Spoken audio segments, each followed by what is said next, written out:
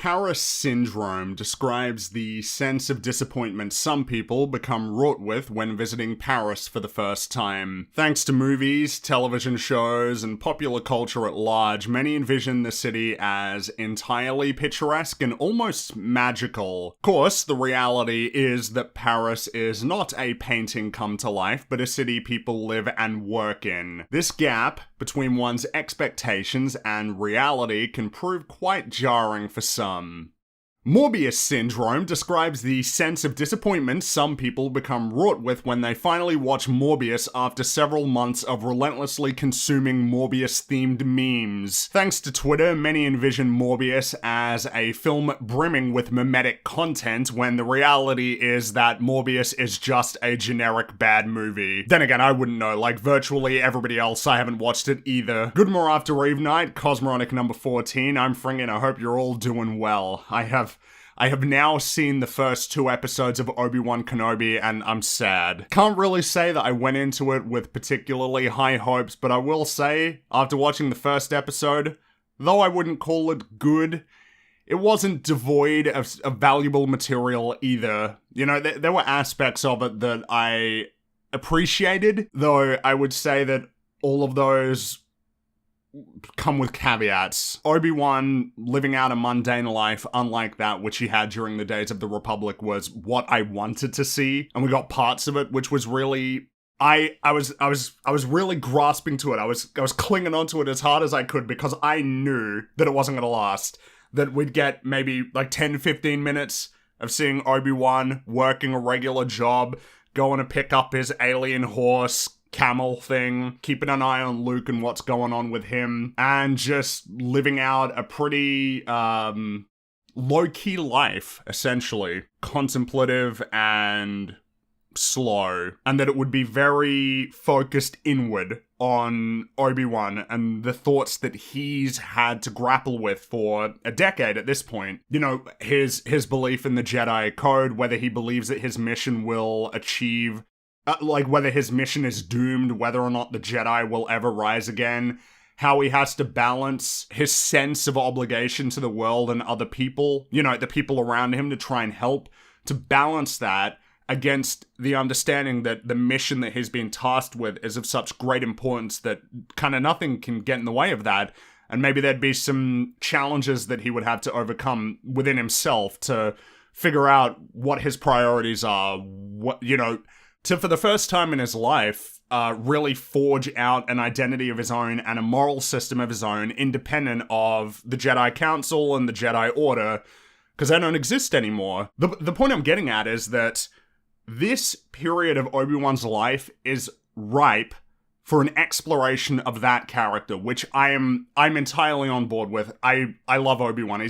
I really like Obi-Wan. He's a cool character. I find him interesting. I think that he can serve as a great conduit for exploring a lot of ideas about the Jedi Order. Something that I think demands more exploration, because for as much as you can infer on the prequels that they're trying to, in a sense, say that the Jedi Order is too rigid and that it kind of created Darth Vader, I don't think that there's enough of that in that film, more so in Episode 3 than anything else, but in that trilogy to really justify saying that those films explored that thoroughly. I think that this would be a great opportunity to do that. Unfortunately, I know better than that. I know that because this is a Disney Plus show, it's a big budget show, it's a franchise IP product. Like, I knew well enough that that wasn't what we were gonna get. You know, we gotta have action scenes, we gotta have a clear external conflict, a standard conflict, with actual fights, you know, people fighting each other instead of internal, you know, fighting within himself. A show where there would be no action scenes, where it would just be conversations and just Obi-Wan exploring, you know, the turmoil simply being within himself and not being externalized in any way, because the reality is it's going to be very hard to tell any story about Obi-Wan that brings him into open conflict with people that doesn't contradict the opening of Episode 4. You have to return to the status quo. We have to eventually, regardless of what happens in this show, return Obi-Wan to a place that allows Episode 4 to happen, where Luke has lived a completely normal, mundane life, free of conflict. And, you know, old Ben Kenobi is up there, you know, he lives up on the hill in his, like, little cave, and he's just chilling out, and he's a pretty normal guy. You know, it's hard to tell that's a risk you run with prequels, is it can be hard to inject those stories in without contradicting what comes afterward. I don't really have any confidence in them to not fuck that up now, having watched, episode 2. Because here's the thing, episode 1, like I said, I wouldn't call it good, but it wasn't devoid of things that I liked. The plot just kept getting in the way, which wasn't a good sign. You know, and the most glaring issue that I see with episode 1 is the way by which Obi-Wan gets dragged into the main story is based on a pretty flimsy justification. We can talk about spoilers. So essentially, Leia has been kidnapped, and Bail Organa has contacted Obi-Wan to get him to go find her and rescue her. He doesn't trust anybody else with it, and the justification for that is that only Obi-Wan understands how special Luke and Leia are. You know, how special they are in terms of what will come about from when they grow up and when they start to make an impact on the galaxy. This is not a particularly good justification. In fact, doesn't really make a lot of sense at all. If anything, Bail contacting Obi-Wan to get him to go rescue her is very detrimental to Leia's safety, because it begins to call Bail into question, that he has connections with people, because you would have to deduce that Bail contacted Obi-Wan if Obi-Wan ends up rescuing her, because why would he be involved?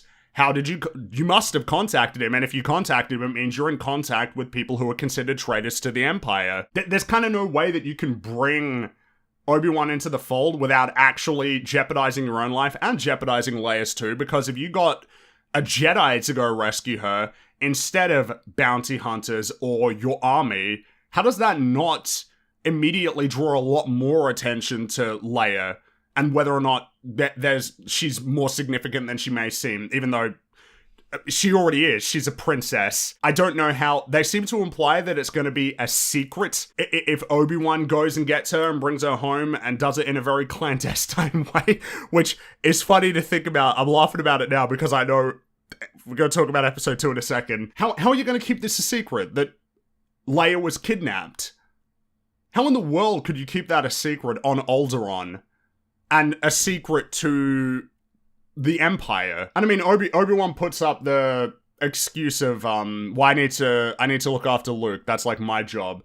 And then Bail comes to visit him after he says no the first time, refuses the call to adventure.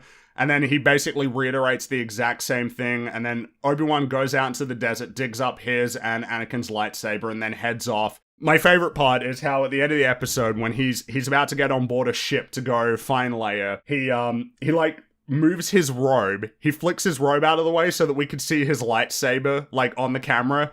And all I can think is, dude, like, you can't show that in open. It's a lightsaber, dude. You can't show that openly. You can't openly display that. But we needed it for probably the trailer shot, but also for the shot so that people are like, oh, look, he's got his lightsaber, he's going back into an adventure. Even though it doesn't make any sense that he's going to do this, requires a big logic stretch. But, oh, sorry, I feel like I'm downplaying, like, the problems that exist in that episode, because there's other things too. The opening is baffling. The opening scene is Order 66. Sorry, before we continue, because someone has mentioned in chat that it's a callback to Westerns. I absolutely understand why the shot was done. It's a cool shot, but, like, remember, it's a lightsaber. It's a Jedi weapon. Even if you assume that he wasn't a Jedi, which I don't know why you would, that, like, someone just found the lightsaber. Presumably lightsabers are contraband in the Empire era. Just displaying that in a crowd, in public, in clear view of many people, just for no reason. Because that's the thing, it only exists for the sake of the shot. It doesn't exist because Obi-Wan would actually want to display it for anybody. Of course he wouldn't. He wants to be keeping it secret. But I mean, he's not doing a great job because he's dressed like a Jedi. But in any case, episode 1 opens with Order 66. And it starts with this really nice pan as it comes into the room, and you've got a Jedi teaching some younglings about how to use the Force, and then the doors open, and a bunch of clone troopers walk in and start shooting, and the camera, which at this point had been incredibly steady and on a dolly, just starts shaking in a very stilted way. When the camera shakes, the whole idea is that someone is holding it in their hand and are trying to maintain the frame as well as possible while moving about, running, ducking. Adds a level of intensity. It's kind of like, it kind of brings you into that setting. It makes you feel like you're right there with the character. When you just go from a steady pan to the doors open and then some clone troopers start shooting, and then it just starts to wobble around a little bit. Looks pretty stupid. Looks so bad. And then we have like this oneer that's meant to be really cool, where the Jedi is basically fighting a bunch of clone troopers while trying to guide the younglings to safety. She gets killed, and then the younglings start running down this hallway, and then the camera zooms out and we see like the big section of the Jedi temple filled with clone troopers killing Jedi, and then it's just an abrupt cut to titles. Now, I don't know if they want me to come away with this impression, but this is the impression I come away with. When you have a scene like that doesn't really have a clear conclusion narratively, all that primes me to believe is that there's a lot more that's gonna happen beyond this scene, and you start to fill in the blanks pretty quickly, because by the end of episode 1, it was either by the end of episode 1 or partway into episode 2, I think I'd already figured the show out, in that the main antagonist, the third sister, I believe her name is, she is absolutely one of those younglings that we saw in that opening scene. And so I bet you it's gonna be, she was a youngling, all of the Jedis got killed, she got brought into the fold, she holds a grudge against, because she has this weird fixation on Obi-Wan, she has a grudge against Obi-Wan, because, like, this weird fixation on him, because she perceives him as being responsible for the destruction of her life. That's my assumption right now. I don't think I should be able to deduce that this quickly, based on that little, but I'm pretty confident at this point that that's where we're going with that character. I'm not even sure that makes sense. This is what I mean. Because when I say that, I'm like, well, that's kind of dumb though, right? Because why would she hold a grudge against Obi-Wan, but then be part of the Empire and one of the Inquisitors going out hunting Jedi, if this is her perspective? I guess I just find it a little bit annoying how predictable I'm finding these projects. Now, I guess it's worth addressing, because this is kind of amusing. As some people have pointed out in chat, the timeline is like 10 years after Order 66, so she might actually be a little bit too old to fit that timeline. However, now, someone can confirm this for me. The Grand Inquisitor, he gets killed in episode 2, as far as I can tell. He gets stabbed in the gut with a lightsaber, but he shows up in Rebels, and Rebels takes place after Obi-Wan Kenobi, right? So, do we even care about timelines anymore? Like, do we give a shit? This is what I mean. I'm in this situation where it's like, yeah, no, that doesn't really line up because of the timeline. I'm not even really sure that aligns with her objectives. But I mean, the fact that I don't immediately doubt that these ideas I have about where the story's going are possible feel pretty indicative of the state of Star Wars at this point, and a lot of big franchises in general. Maybe he was a clone. Who knows? Maybe he was the progenitor to Snoke. But yeah, episode 1, Episode 2 is a disaster. It's an absolute disaster, and following it, I now expect nothing but disappointment from this series. Absolutely riddled with crap writing. Characters making decisions that don't make any sense. Like, a failure... The pretty common problem that a lot of bad TV shows and movies have, where if a character is out of frame, they don't exist anymore. I think the most glaring example of this is that Obi-Wan finds Leia, they try to go to the starport, it's locked down by the Empire and there are Inquisitors walking around, and this bounty hunter, who was chasing them before, who just disappeared to allow Obi-Wan to escape earlier, he finds him, he's like, hey, gotcha, and then this guy who was pretending to be a Jedi before shows up, I guess he was following them, shows up, kills the bounty hunter, shoots him with his blaster. Now, keep in mind all of the Empire troops, all of the stormtroopers and the Inquisitors are 20, 30 feet away? Did they not hear the blaster shot? Did they not see the sparks? Does the show think that because I can't see them, they don't exist anymore? The big concern that I have coming out of episode 2 is, at this point, I will not be surprised if Obi-Wan, Darth Vader, and Leia are all retroactively damaged thanks to some really poor writing. They've essentially turned Princess Leia into, like, a prop in this episode. Like, she suddenly believes that, like, Obi-Wan is a bad guy based on the fact that a picture of him shows up on a bounty hunter's, like, little, like, PDA, because a bounty gets issued against him. And so then she just starts running away through this city. Obi-Wan's trying to chase her, and meanwhile he's coming into conflict with bounty hunters because she's running away and he's chasing her. It's like, that's really annoying. Especially when throughout this show they're presenting Leia as being smarter than you would expect given her age, that she's like observant, she has all of these insights that are kind of surprising. You can't like simultaneously establish that she was, you know, like a prodigy and kind of had her wits about her at such a young age, but then also have her make incredibly stupid decisions that I don't even think make sense given the logic of a kid. Like, I don't even know that it makes sense at all that she would think that Obi-Wan was evil because his face showed up on a PDA. But it's just like, child confused, instant conflict. Really annoying. And it's something that happens in episode 1 and episode 2. The show has to do the thing, you know, in a chase scene when a character's about to catch up with your protagonist, but then you cut to the next shot and they're suddenly like 10 feet further away. Having to pretend that like a 10-year-old girl could outrun fully grown men. Hilarious. In episode 1, when she's about to get abducted, these bounty hunters are chasing her, and you can see in the shot as she's running away, one of them has to do like this waddle run, because if he was running at full speed, he'd catch up to her in a second. So he has to do this like kind of awkward crab run to pretend like he's not able to catch up with her. Oh, and of course, but before we forget, like, Obi-Wan has revealed that he's alive and he's on this planet. Like, it is just a known fact now. He's revealed himself. Like, how incompetent can you get? Like, this was a Jedi master. I mean, we saw him sneak into, what's the planet that he goes to when he kills Grievous? Like, he snuck into there. How come he can't sneak through this city? But hey, as he's just walking around in the city, out in the open, good thing some lady comes up to him and gives him a hallucinogenic that he can use to escape when he gets captured, free of charge, out of the kindness of her heart. Utapau, that's right, yeah. When he went to Utapau, he was sneaking around, but I guess he's forgotten all those skills, like he forgot how to use the Force. Because I guess he hasn't used the Force for 10 years.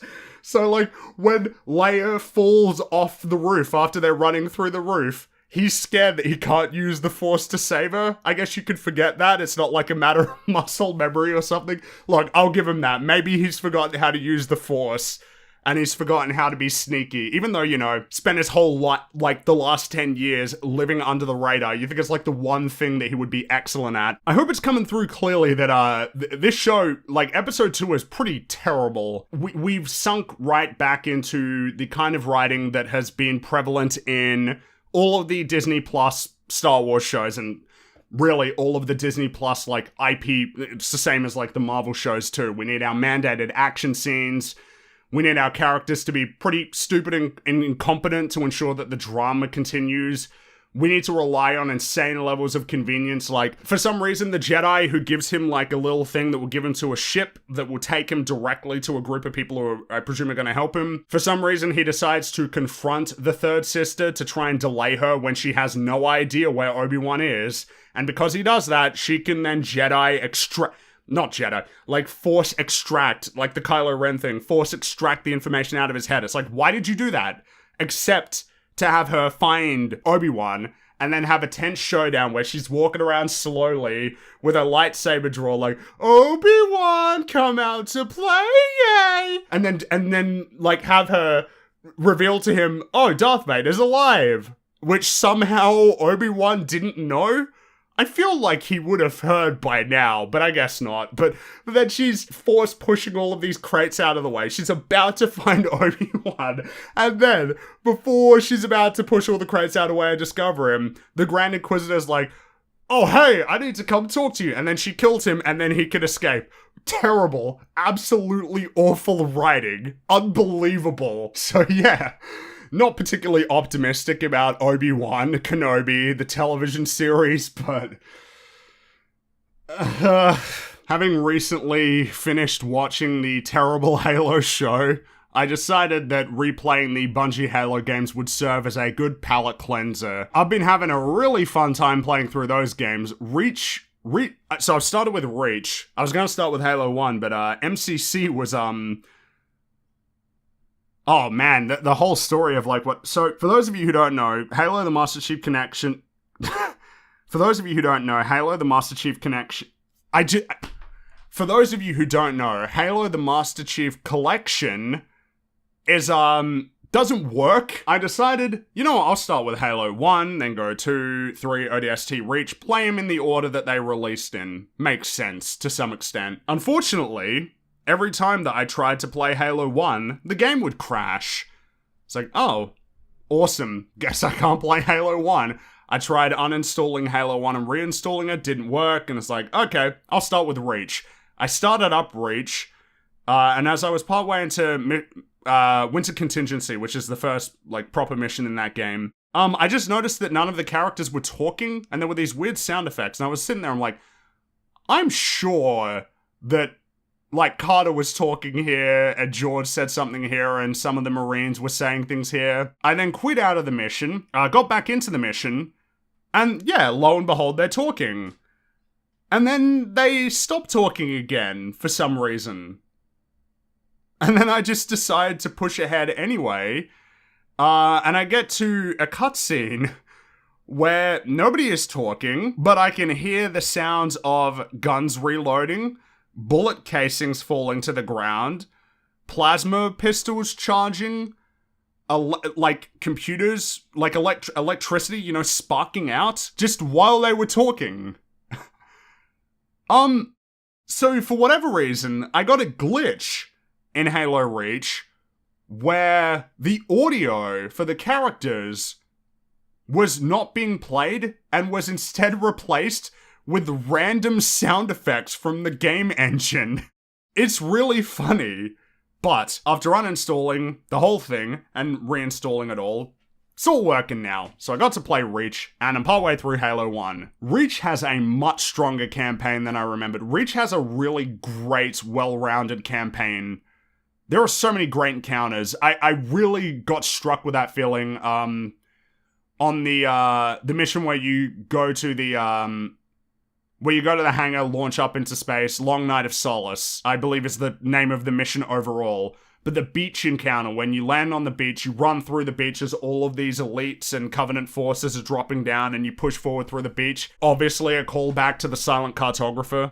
I was struck when I was playing that section. It's like, this game has really fantastic, fun encounters. Like, throughout that game, there's so much novelty. You know, there's so many... Not only... Because you have callbacks to the older games, like direct callbacks, you know, like the sniper mission at night, direct callback to Truth and Reconciliation, of course, that beach assault, you know, for the Silent Cartographer. But I mean, there's a lot of new things too, right? Like aerial combat, like flying around in a relatively open environment in New Alexandria, like flying around as you get given these different objectives in a big expanse of space, dropping into a location, you know, fighting through that area, that unique space, clearing out the objective, then going back, flying out to the next place and fighting bad guys in the meantime. And then, of course, just like flat out horde defense missions as well, which are not new to Halo. They've been in it before.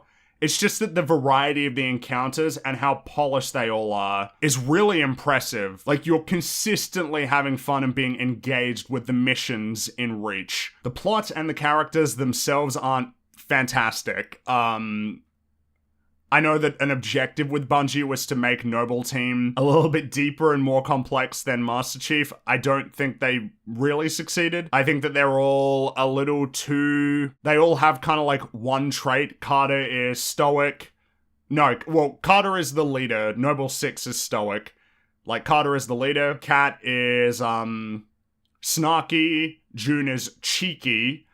Emil is a little bit unhinged, and George is the gentle giant.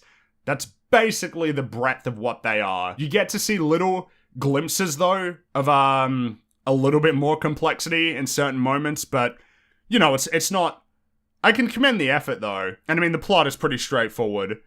And I know, and this is something that will probably become clearer to me when I reread Fall of Reach, that Reach, the game, contradicts that book, and everybody really likes that book. There's absolutely something to be said there, especially when, up until that point, even though the books were secondary to the games, I don't think the games ever really directly contradicted the books. But even with all that said, you know, the atmosphere of Reach is incredible. A lot of it is attributable to the soundtrack.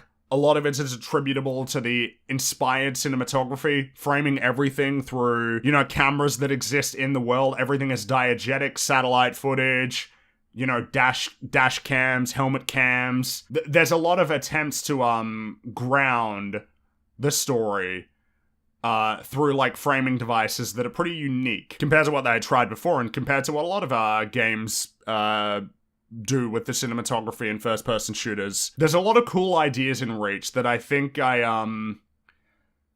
often sort of forget about, because for as much as I like Reach, I don't think it holds as special a place to me as, like, the trilogy. But I really appreciate it. I think it's a great game, and given the current state of the franchise today, Halo probably should have ended with Reach. I'm partway through CE. Halo Combat Evolved is awesome. I love that game. It's such a well-rounded adventure, such a unique, cool experience. Feels so cool to play that game and think about where that franchise would go. And then get a little bit sad about where that franchise did end up going. That Halo 1 is such this, like, novel, pure experience. Like, for a 20-year-old game, Combat Evolved looks stunning. The art direction is so great. The marriage of this beautiful, natural scenery with these weird, sleek, magical, like, Forerunner installations. It's such a cool setting for a game. Especially as you slowly uncover the mystery. The Flood reveal is awesome. I know that there's something to be said about whether Cortana should have just told Chief, but the reveal itself is really tense and dramatic. And as you just walk through this environment, this really quiet, empty place with blood stains everywhere, dead elites, then dead humans, weird, like, bacteria dripping off of the, like, sludge dripping all over the place, and then to fight the Flood. It's an awesome reveal. I'm up to the library right now, but once I get past that hump, I know that, you know, there's some great content lay beyond that hump. I'm excited to finish Halo 1 and get to Halo 2. Like, Halo 1 is so cool. Such a cool game. And it's helped me kind of put out of mind the pain of the Halo television show. Though, off the back of the awful Halo TV show, heading into what I imagine will be a pretty depressing adventure in Obi-Wan Kenobi, while ruminating on how Marvel continues to dominate the box office despite Phase 4 being almost entirely shit, can't help but think of the adage, too much of a good thing. You know, franchises are nothing new. For as long as there's been money to make from the continued usage of an intellectual property, there have been sequels, remakes, and adaptations aplenty. But something has changed in the last decade. We are well and truly in the era of franchises, and a lot of us seem to be very happy about it. Yeah, everybody is familiar with the adage, too much of a good thing, but humans suck at moderation, so I don't really know how much that sentiment is stuck or ever will. And you have to look at how much sludge has been coming out, especially over the last couple of years. It feels like it's really ramped up. It seems like we never really want media franchises to end, because I think I get really frustrated when you see, especially on, like, film Twitter, discussions about the nature of the industry, how hard it is to get original projects off the ground, how visionaries, individuals, you know, storytellers kind of get pushed to the side as other objectives, you know, become more important, and how you can see that, particularly in Marvel, but really with everything, and just how much harder it is to see mainstream attention cast on original stories when, you know, for the longest time, original stories were like dominant in terms of discussion. Like they were, you know, you had sequels, but I mean, it really was like after Star Wars that you would start getting more sequels. But even then, the biggest things that were coming out in any given year could be anything. They could be brand new films, they could be sequels, the breadth of the genres as well. They could be science fiction, they could be action adventure, they could be romantic comedies, they could be dramas. There was really no defining what would be popular. But now, it is sequels, it is franchises, it's Marvel, it's kind of partially DC. I think they've seriously damaged their reputation.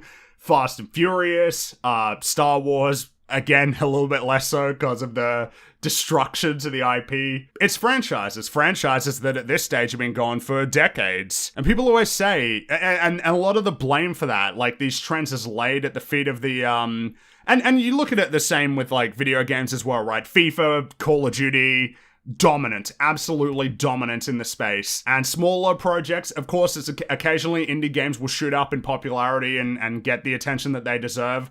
But I mean, a lot of indie games just sort of, well, a lot of indie games achieve modest success. I don't want to downplay that, but then you've got other ones that don't achieve the success at all. But when you think about like how much focus is on those games versus how much focus is on Call of Duty or FIFA or, again, before the diminishment of that franchise, Battlefield, or Halo, before the diminishment of that franchise. You know, why is it that people are so quick to blame the publishers or the movie studios, but never think like, well, but people want this though. They're providing something that people want. And what does that tell us about what people want? You know, like what we as the general audience want. And that is that we don't want these franchises to end. Like, too much of a good thing? There is no such thing. If you like it and you enjoy it, you want more of it. And the thought never comes to mind of, what if it sucks though? And not only what if it sucks, but what if it actually hurts the thing that I liked that came before? Because with stories, that's easy. It's easy to cause that damage. Video games, you know, video games have always done lots of sequels, and I'm a lot more chill with that because of the iterative nature of video games. There's never... I don't look at something like Mario and think, yeah, you've done everything you could. There's no value or utility in you continuing to make Mario games, innovating, trying new things out with level design and overall structure to the game, or just like more levels, right? It's never going to hurt you to have more of that content. Like video games much more so invite sequels because of the iterative nature of game design, of the technology. But I mean, nevertheless, you look at something like Halo, do we really feel like we've gotten anything particularly valuable out of what they've tried to do with the newer Halo games from a gameplay standpoint? I mean, in terms of the story, it's a complete write-off. It's been significant damage to what came before. But from a gameplay perspective, Halo 4, you add a new enemy faction that isn't particularly fun to fight. The multiplayer is just a lot more like other things that exist. I guess Halo 5 is a lot more iterative, but again, it kind of feels like it's chasing trends. And then you could look to something like Uncharted, which unfortunately is gonna now get pillaged in films and probably will get a sequel eventually. That's a franchise that did what it wanted to do, and then it came to an end. That doesn't happen often though, and it certainly doesn't happen a lot now, increasingly with films. Why is it that we never really want media franchises to end? Are they simply too familiar?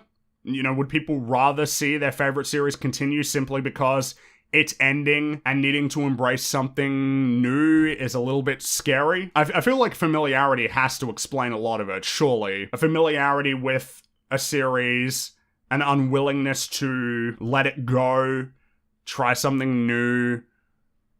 Because you try something new and unfamiliar, it's a lot more likely that you're not going to enjoy it than buying Call of Duty for the 16th year in a row, you know? Or, you know, like playing one game always and never really deviating from that, sticking to one live service, one battle royale, one MOBA, and never really venturing out and trying something new. It's a little bit scary, I suppose. But I mean, again, everybody's familiar. How do you know you won't like it if you don't give it a try? Maybe it'll be your new favorite thing. Everybody knows this, but nobody really does it. This is something worth thinking about as well. I mean, do people truly value originality? A lot of people say it, and this isn't even a slight against a lack of admiration for new things. Like, novelty in and of itself isn't indicative of anything.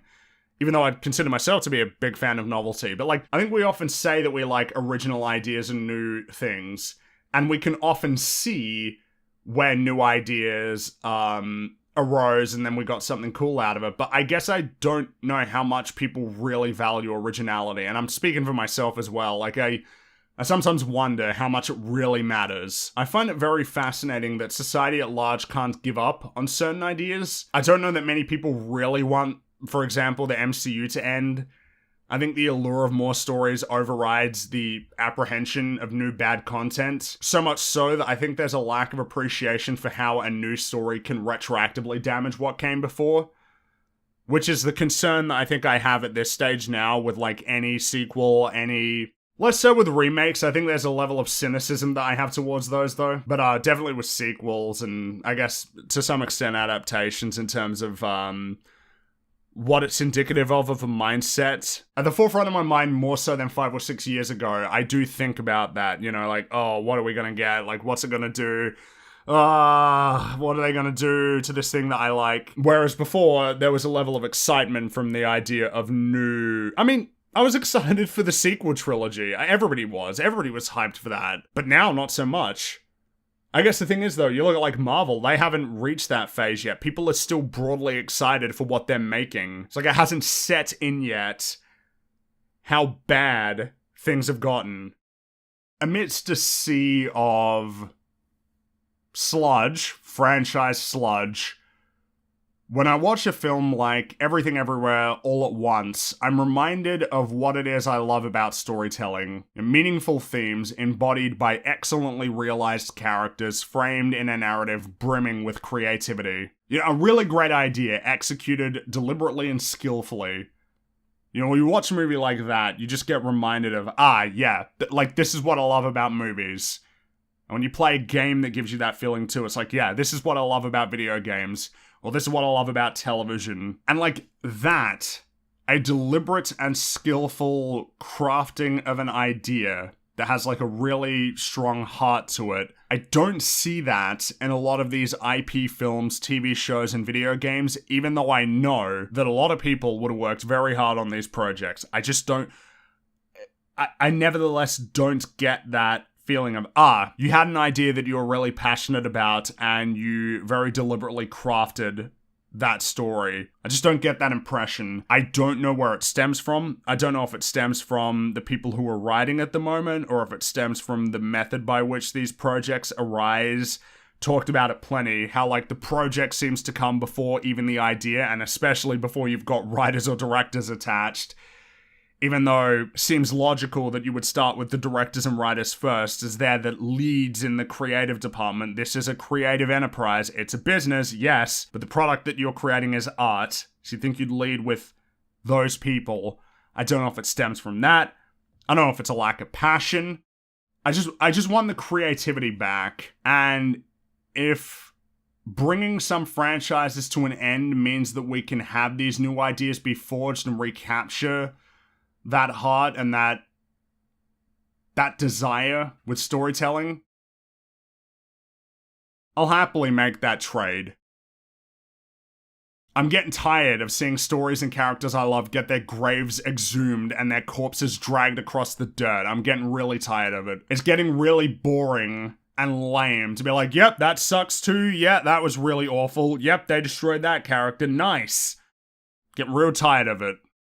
Over the last couple of weeks, I've spent a lot of time drawing, probably to avoid doing any writing, but look, I'll take that over 7-hour Mario Kart sessions. I don't quite know what's prompted me to put the pen to the screen every day for the last few weeks, but it seems the habit is reforming. I'm sure this statement won't age like milk. I want to talk about motivation, specifically how motivation factors into cultivating creative skills, and I'll be doing so as somebody who isn't particularly skilled in any creative discipline and with reference to zero psychological material. In other words, I probably don't know what the fuck I'm talking about. I don't think I'm very reliable as a writer or an artist or even a speaker. It's probably why I'm nowhere near as good at any of these things as I should be, given how long I've told myself I'm each of these things, but I guess I've been thinking about that a bit. I've often read in like self-help stuff with regard to pursuing creative skills, that identifying with labels and affirming yourself with labels helps you essentially attain the traits that you're after, because they're traits that are associated with whatever it is you do, right? So you'd say, I'm a writer, and you'd keep telling yourself that, and eventually, as you almost indoctrinate yourself into believing that, you'll just start cultivating the habits of that label. I don't know if I agree with this. I think labels increasingly mean less to me. It's never helped me. That's never helped me, really. Identifying with the activity itself seems to help me a lot more. So, for instance, I'm not a writer, I write. You know, like, I do something rather than I am something. I always find it contradictory, right? Because there's often something to be said where, like, oh, well, people identify with labels that are detrimental to their mindset. It's like, might be worthwhile to just try and disassociate from any labels at all. I mean, we see how wonderfully identifying with labels has improved fucking political discourse. I imagine that the same principle holds somewhat true to labels that you would attach to yourself in pursuing any sort of creative discipline. And I guess it almost feels like we're kind of like not cutting towards the root of it, which is, well, what is the root of that? Of you identify with a label to co-opt the habits that will justify that label. So it's like, why don't we just cut past the label and talk about habits? I pretty much believe this at this point. Motivation is fleeting and habits are reliable. We're creatures of habit. We're not really creatures of motivation. I'm sure that there's literature and papers on motivation that I haven't read that will explain this better. And maybe I should have read them before I decided to talk about this subject. But I do know that willpower is something that I think at this point is agreed upon. It like diminishes over the course of the day. You wake up, your willpower is sky high, and every time you make a decision, your willpower starts to diminish to the point that by the end of the day, you're not really in a position to do much of anything at all. You're entirely at the whim of your intuitions and instincts and habits. I think it's the reason why Obama like only had 2 suits. I think he had like 2 sets of suits, and he had multiple duplicates of those suits, but he only ever had like 2 suits to try and minimize the choices he makes or made when he was the president, because the more decisions that you have to make, the more it diminishes your capacity to make decisions later on. I feel like there's got to be some tether between that and motivation, you know? Like at the beginning of the day, depends, I guess, if you're feeling really tired, but people feel very motivated towards the end of the day. You start to get lazy. You've done a lot already, or maybe you haven't done a lot already, and you start feeling miserable because of how little you've done, and it just becomes harder to work yourself up to do something. Whereas you don't really have to work yourself up to do things that you do all the time, like eat or poop or brush your teeth. These are habits. I don't know if people have regularly scheduled poop times, but you get the idea. Like, things that you do every day are things that you will reliably do every day, regardless of how you're feeling. The most obvious one will be that a lot of people have the bad habit of pulling up their phone and looking at Twitter or something in the morning. But I mean, there are people who don't do that, who do have Twitter. It's like, well, what's the difference between them and you? It's probably their habits. It's just not something they do in the morning. And so fortunately, they get all of the benefits that stem from not doing that. They don't get pissed off first thing in the morning. They kind of wake up in a good frame of mind. And then that helps, you know, almost like the snowball effect, right? That snowball begins to build up, and then you get more and more stuff done. And then there's, for whatever reason, this one guy by midday has achieved a lot, meanwhile someone else has achieved nothing. I feel like you can apply a lot of this to the pursuit of a creative discipline. You know, we're all creatures of habit, and once we establish a habit, it can be very difficult to break. This is good when you have good habits in terms of pursuing a creative skill. Drawing or writing every day, hitting a certain word count every day, studying the works of great artists regularly, like dedicating time every day to reading every day, reading in your field, like reading art books or reading novels because you want to write novels, you know, the kind of habits that are going to help you stay on track and continue to develop skills that the reality is take a long time to cultivate. You're not going to get good at any creative skill effortlessly or quickly unless you're like a prodigy, and chances are you're not. Chances are you're like the rest of us. And so my goal right now that I am drawing more regularly than I had been for a while, is to not allow this habit to break, because said habits wavering in the past probably explains why I'm not as good as I really ought to be for how long I've considered myself to be working towards developing these skills. I think some practice is not helpful. I think a structure beyond each individual task has been, in my case. For instance, over the last couple of weeks, this drawing habit has been reinvigorated because I started each day with studies like drawing dozens of hands, drawing eyes, gestures, faces, very specific things, and just drawing them over and over and over again with a lot less pressure to create something that's finished. I think that the pressure that comes with like trying to work on something that you go into it perceiving it as, oh, this will be a finished piece, I think it just puts a lot of pressure on you. And so like a less pressure, almost like you're just sketching in a notebook.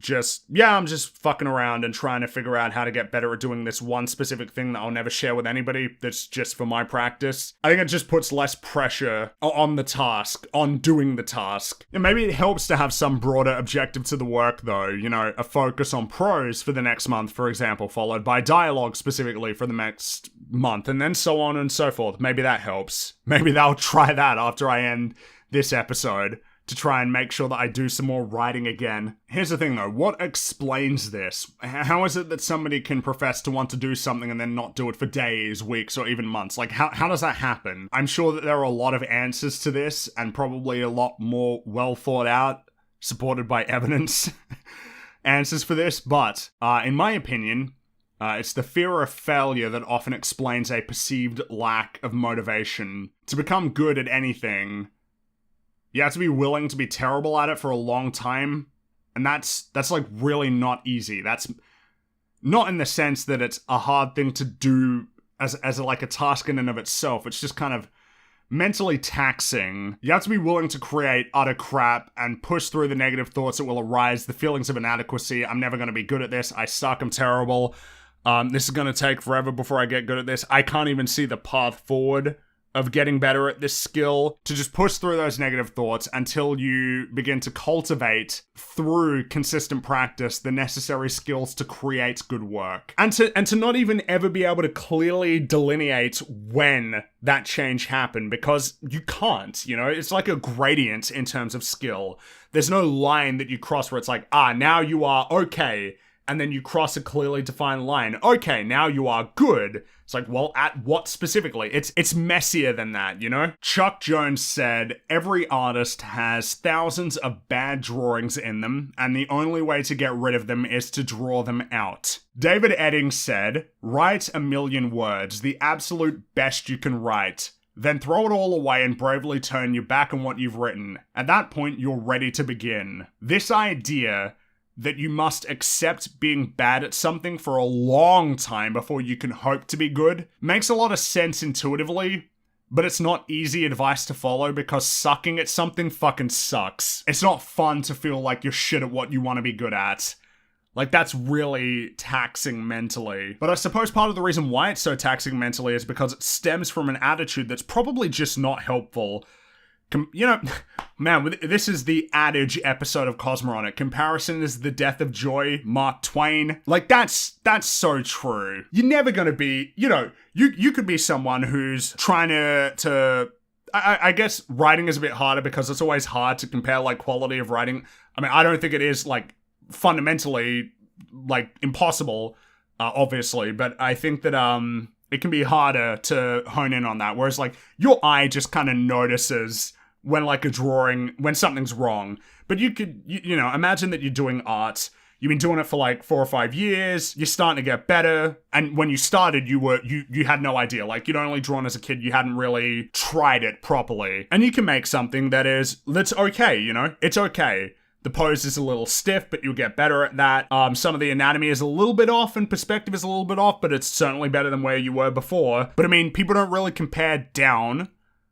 They don't compare down in terms of what they've done, and they don't really compare down at what somebody else is doing to make themselves feel better. People compare up. People always think about what they don't have and where they're not at. That guy has a nicer car than me, even though you have a car and a lot of people in the world don't. That guy has a nicer house than me, even though you have a house and there are plenty of people who don't have a house, and there are plenty of people who live on the street or live in like straw huts. You know, nobody ever really compares down. They always compare up. And I think like comparing up when you're pursuing a creative discipline feels like, now, of course, it's a good thing to look up to people and to look at what they do and try to emulate the skills that they've cultivated, the habits that they have, to study what they do, to try and become good like them.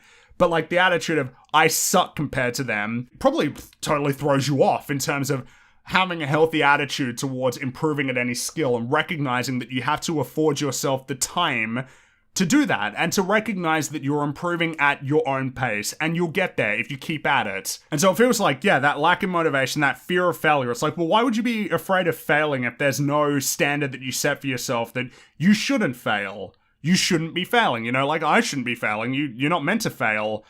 You've done something wrong if you failed, even though all of the people who are great have made tons of mistakes in order to get where they are now with their skill. Failure, I don't know if failure is the best teacher, but failure is a really good teacher. You learn a lot by trying, screwing up, realizing where you screwed up, and not making that same mistake the next time because you understand more about yourself and your process. And the only way to do that is to do the work. Even in the face of that fear of failure and the feeling of inadequacy when it comes to whatever creative discipline you're pursuing. It's easier said than done, I could certainly tell you that much. But you gotta do it. If there's anything I've pulled from thinking about this subject, it's that to become skilled at any given creative discipline requires just that, discipline, but not the kind that we often think about when we think of that word. You know, when you think of discipline, you think of never being late to work, or eating healthy, or being able to take direction, or I guess being able to like work out, or like maintaining a regimen, you know, like a training regimen. That's kind of what you think of when you think of discipline. I don't think your mind goes to sitting hunched over at your desk, looking at utter dog shit splayed across your Word document or Photoshop canvas, and just accepting that and trucking ahead regardless of those negative feelings. But it seems that's what it takes to become good, you know, knowing that you suck, but doing the work regardless until one day you realize that you're a hell of a lot better than when you started. Like, that's what it takes. Obviously, what it means to be good is to display a level of competency at whatever skill you have, a knowledge of it, a knowledge of the craft, the ability to execute on that technique. You know, like when you think about music, like an understanding of music theory, technique when it comes to the instrument, with writing, a solid understanding of the English language, a strong, robust vocabulary, an understanding of narrative, structure, dialogue, subtext, you know, all of the skills that you would need that would manifest in your work. Like, oh yeah, you're skilled at this, you're good at this. Like, all of that is important.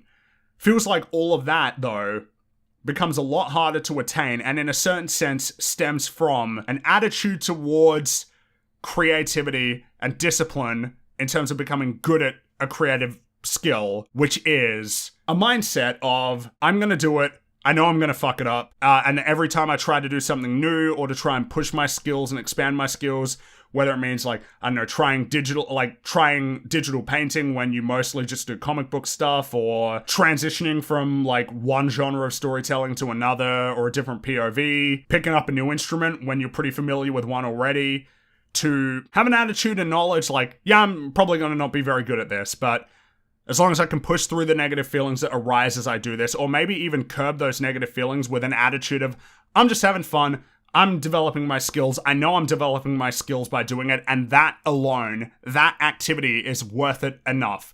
More so than becoming great, more so than like the ambition of becoming great, or finding value in the notion of being great, finding value simply in, I'm having fun doing this, I know I'm improving, and that alone is rewarding to me. That seems like the attitude to have. I wish that was the attitude I have, but I'm working towards it, and hey, you know, maybe it'll prove useful to some of you. But then again, I could be talking out my ass, who knows. That does it for this week. Thank you very much for hanging out. This was Cosmoronic 14. I'm Fringy. and I'll catch you all next time.